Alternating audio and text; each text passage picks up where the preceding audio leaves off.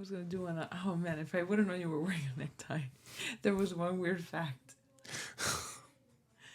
If you wear a necktie, it actually inhibits oxygen to your brain. Oh, that probably explains a lot then. Okay. This should be officially the start of the Wacky Wednesday. Wacky Wednesday! I really wasn't. I looked over. I was like, what is he wearing? Okay, very good. Well, good morning. Yeah. Good afternoon. Good evening. This is Maddy the Realtor here with Alexis. The better half. And here we are, Wacky Wednesdays. We are actually going to give you some useless information for you to go ahead and take home.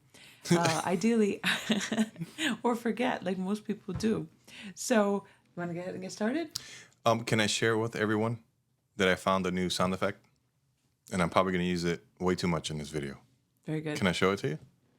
Do you want to wait to show it to us? Okay.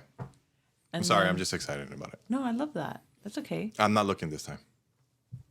My size 20 font. Okay, so here we go. Florida ranks second in miles of coastline. There are over 1,350. It doesn't sound as effective when I do it that way. There are over 1,350 miles of coastline in Florida. 663 miles of which are its famous sunny beaches. It ranks far below Alaska, which has over 6,600 miles of coastline, but a bit higher than California's 840 miles. That's interesting. Imagine walking that coastline in sandals. Bruh. Boom. So in Florida, you tend to either be a West Coast or an East Coast beach goer. And if you are not from here, then you'll come to realize very quickly that they're both very different. So I'm personally a West Coast. Well, it's because we have family over there. But it matters. Are you going to enjoy the beach or are you going to go fish? Because fishing's super big here in Florida. Some guys love the West Coast. Some guys love the East Coast. Well, I'm thinking about it in the perspective of waves. If you are okay, like getting pummeled with waves, then you go to the East Coast. If you don't want that, you go to the West Coast. What if you don't want any waves? Then you go in a pool. Bruh. I'm going to use this way too much. I'm just telling you. Thanks for the forewarning. I'm using any excuse to use it. That's fun. I Right. like it. Okay, Sorry. so I wanted to talk a little bit about Thanksgiving. Ooh, okay. So Thanksgiving, do you know that? And this apparently has been contested by people, but the first Thanksgiving was not in Plymouth. Okay. It was in St. Augustine. Bruh. More like St. Augustine, North Florida. Here's another fun fact. What? That I proposed to you in St. Augustine at the fort. That is true. Yeah. Bruh. So, so apparently, according to National Park Service, the first recorded Thanksgiving took place in St. Augustine in 1565 when Spanish explorer Pedro Menendez de Aviles and hundreds of Spanish settlers founded St. Augustine in La Florida. Whoa. This occurred decades before the Pilgrims stepped foot in New England.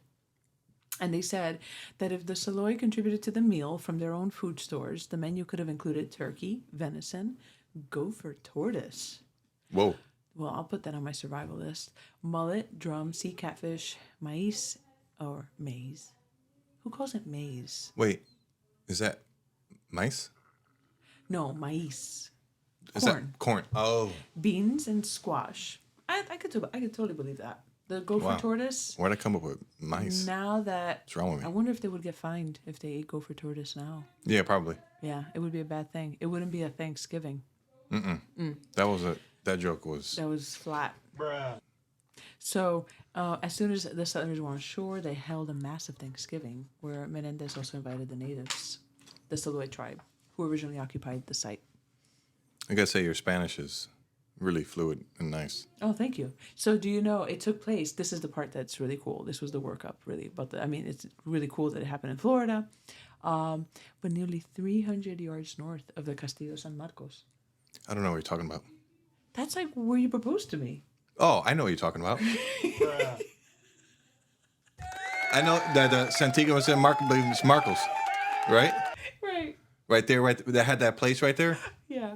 And there was like, when you drive by, there was like that building that was right there. Building. Yeah, they had that where there's people there. Mm-hmm. There was this one lady. She had like 2 elbows or whatever. She did. That's amazing. Yeah, I remember that Recollection. vividly. That's a good time. Yeah. So the exact table where the first Thanksgiving took place, they couldn't quite pinpoint it, but that's where they're saying that it happened. Not only happened once, it didn't happen. It wasn't like a recurring sort of event. So that's why that's got where lost in history. historians were kind of like, well, that's not really the first Thanksgiving. So it cannot be really confirmed. Well, it technically did happen there because it was like when they first set foot. Apparently, they wanted to celebrate with everybody while they settled in or whatever. So that's kind of cool. I didn't know that. I think that's really That's interesting. an interesting factoid. Yeah. So apparently, Abraham Lincoln suggested that Thanksgiving should be held on the last Thursday of November. Wow. Okay. Another interesting factoid. And it wasn't until the U.S. became its own country that Thanksgiving became a yearly celebration recommended by Congress. So that's interesting. I'm excited about this Thanksgiving. I know. Are you though? Yeah, I really am. I'm not just saying that. Yeah. The hard part is trying to figure out where we're going No, we always with go. my extended family. Oh yeah. I mean that's kind of fun though. That's all good. You want to hear a fun fact Okay, about go ahead. me? I've never made a turkey. I can attest to that. I've never made. Why? When you have your parents, they're like, come, I'll make everything. You're like, mean- okay. I mean that's like 100% success rate when it comes to how delicious things are going to Oh, end yeah. up. But we'll just let your dad do it. Sometimes you just got to concede and be like, you know what? I'll hang out. I'll clean up afterwards, spend time with you guys. You guys take care of all that. I can always bring And they dessert. love to do that, That's and they what love to do that. I enjoy making dessert. That's sort of well lately it hasn't been me. It's been with the help Publix. of Publix. Yes. The ancient Romans used a drop of piece of toast into their wine for good health. Hence why we raise a toast. Oh, I didn't know that. Is that true? I don't know, but that sounds gross. Like why would you do that? So Like that you can toast in so your- you can toast. Are we rhyming right now? That was an accident. Wow. Sorry. My Ruined bad. it all. Yeah. So yeah, I thought that was That's pretty cool. so the last one that we have for you guys today to be able to talk around the water cooler. The fear of long words. Guess what it's called? Ooh. Hippopotomonstrosis quipedaliophobia. I don't even know what to say right now.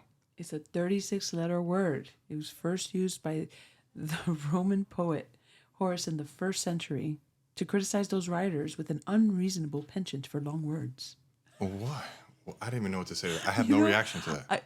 So apparently it says it was an American poet, Amy, I can't pronounce her last name. I'm going to give it a go. Sorry for the botching. Neshukamatatil,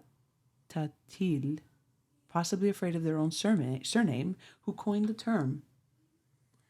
What? I don't even know what's going on right now. So I kind of feel bad if you have that phobia and you can't actually tell anybody that you have that phobia by its scientific name. Oh, true. Or you That could was just say, I'm afraid of saying long words. But that's kind of a long phrase to say. But it's a long phrase, not a long word. Yeah. Unless you're afraid of long phrases. What is that What is named? that? I don't even know. I don't know who comes up with this stuff. Wow. So there you have it. That's what we got for you today. I hope you guys enjoy the rest of your day. And do you have any last words? Yeah. Bruh. Oh my gosh. Thank you. Bye. Bye.